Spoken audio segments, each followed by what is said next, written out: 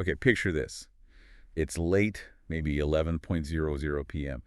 You're outside this old residential building in Alexandria. It's quiet, but not silent. Right, you've got that heavy quiet of an old building, and mixed in maybe the sound of the sea in the distance, the Mediterranean. Exactly. But underneath that, there's this, something operating, running like clockwork, almost hidden in plain sight. And the key to that really was the doorman, Abd Al-Gawad. You'd see him near the entrance, maybe slumped a bit, but always watching. Always. He's the first line of defense, you could say, for this very organized, very profitable operation going on upstairs. And like clockwork, as you said, just after 11 p.m., things start happening. A couple arrives. They look normal enough, discreet, they don't make a scene. No, just maybe a quick glance at the doorman, a nod maybe, and then straight into the elevator, heading up. And up there, waiting in the shadows, are the masterminds.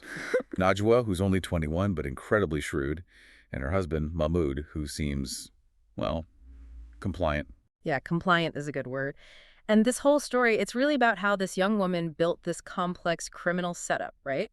All based on ambition, control, and exploitation. It ran for 2 whole months, incredibly smoothly. And the driving force, the sources are really clear on this, was what Nigel called Rabawa el-Felis. Desire and money. Those two things together. So today, we're going to unpack the blueprint she created. It's fascinatingly complex. And how, despite all that planning, all that control, it all came crashing down because of something so human. Yeah. So predictable, really. Absolutely. So let's start at the beginning. Where did this blueprint even come from? Because Najwa wasn't originally from Alexandria. Right. Her story starts back in Al-Qadubia.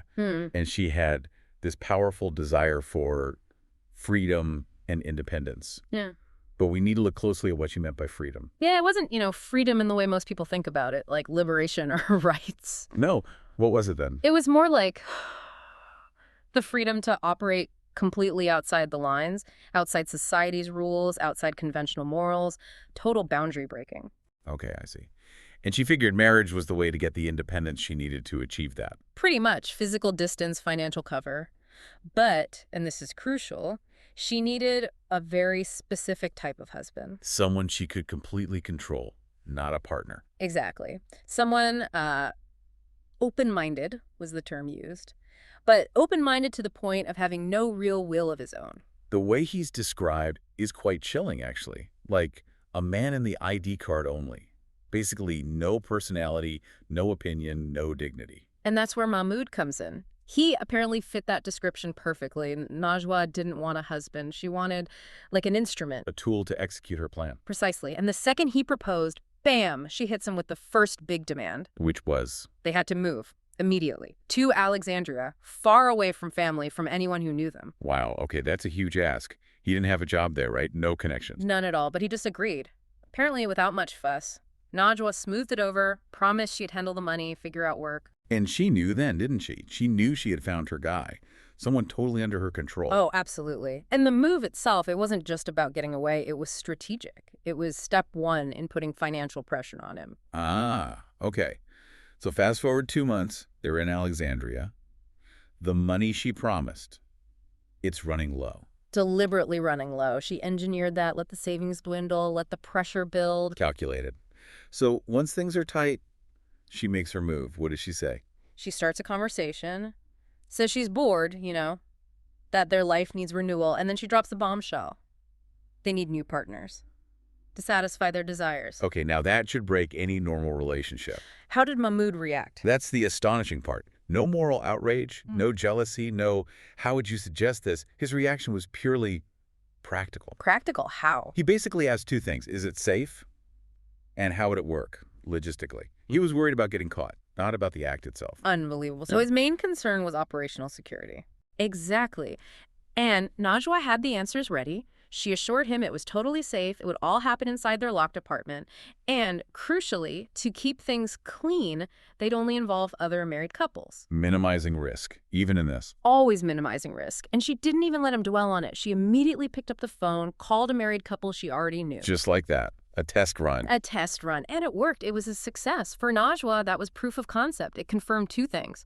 Her total control over Mahmoud, and that the core idea was viable. And that's the moment things shift, isn't it? From just personal desire fulfillment to something bigger. Right. The light bulb goes off. She realizes she can combine the Rabba, the desire, with the El-Felis, the money, she can turn this into an actual business, a system. A system for profit. Mm. So how did that work? What was the model? It became very structured. They set a price, 5,000 Egyptian pounds per couple per session. This wasn't some casual arrangement anymore. It was a transaction. 5,000 pounds. Yeah. And Mahmoud's role in this new business? He became the gatekeeper, the compliance guy, bizarrely enough. Compliance. What did he have to check? Get this. He had to physically check the official marriage certificates of every couple that came through the door. Wait, seriously? Yeah. They're running this completely illegal operation, but they're insisting on seeing official government paperwork. I know, it sounds crazy, right? Yeah. But it speaks volumes about Nagwa, that obsession with order, with Right. control, even within the chaos. Maybe she thought it gave them some weird layer of legitimacy, or just reduce the risk of undercover cops posing as single individuals. Still, the irony is thick. So they had the price, they had Mahmoud checking marriage licenses, but how do they actually find these couples? They couldn't just put up flyers. No, definitely not. This is where the real sophistication comes in. Najwa developed this, 3-stage recruitment funnel, very deliberate. Break that down. Stage 1. Stage 1, the bait. Mahmoud's job again. He set up this super secret social media page, very hush-hush. What did it advertise? It didn't, not directly, it was more subtle. It talked about abstract things like freedom, liberation, living life fully, trying to attract a certain mindset, people already looking for something unconventional.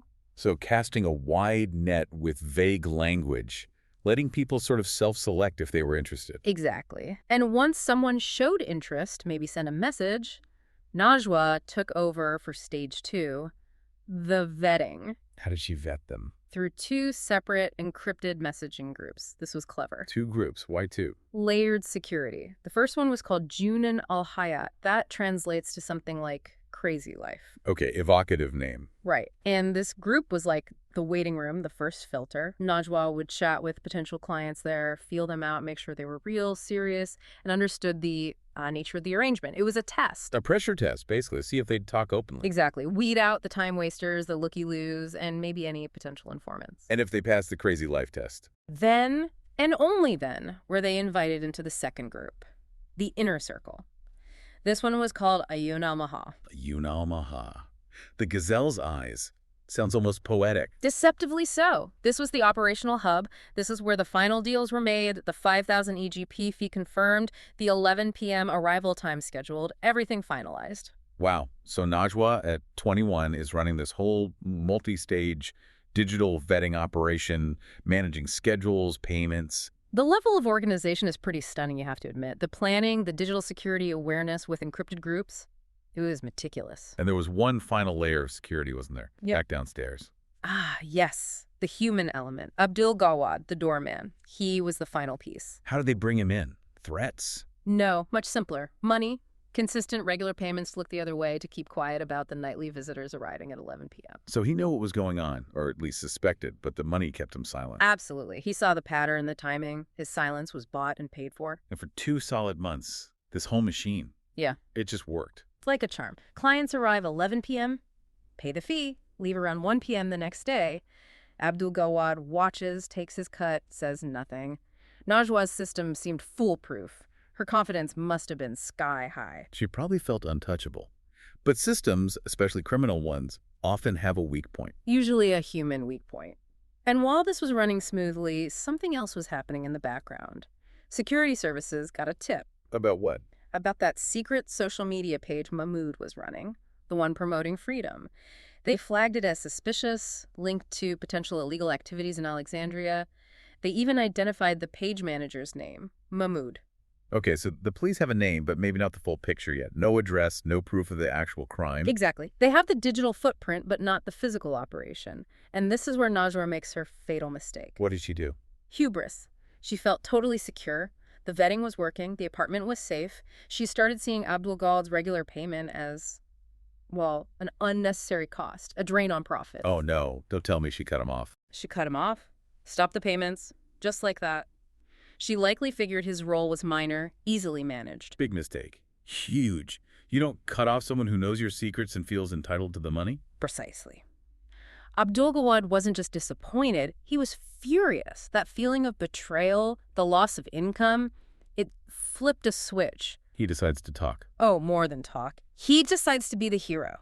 He marches down to the police station, presents himself as this concerned, respectable doorman, worried about shady comings and goings in his building. Playing the concerned citizen card. But what could he actually tell them? He gave them names, Nagwa and Mahmoud. He gave them the specific times, 11 p.m. arrivals, 1 p.m. departures. His testimony might have been messy, maybe fueled by revenge, but the police were smart. How so? They already had Mahmoud from the online investigation. Now they had a physical address, the same name Mahmoud living there, who was officially unemployed, raising red flags about his income. And crucially, they had the exact times from Abd Al-Gawad corroborating suspicious activity. It all clicked into place.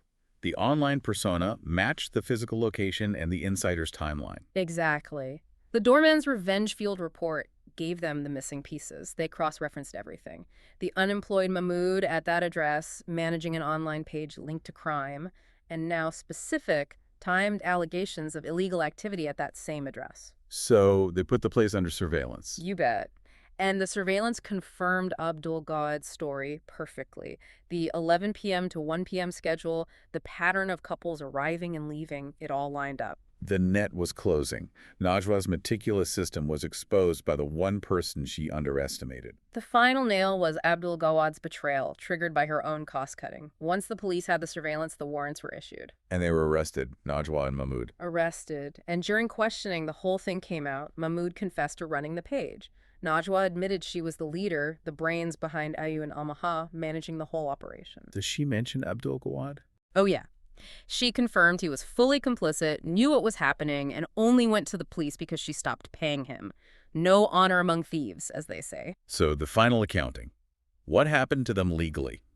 For those 2 months of operation, Najwa and Mahmoud got 7 years in prison. 7 years. And Abd Al-Gawad, did playing the hero work out for him? Not entirely. He got 1 year in prison. The police appreciated the tip, sure, but they couldn't ignore his earlier complicity. He was part of it, even if he turned them in. Wow.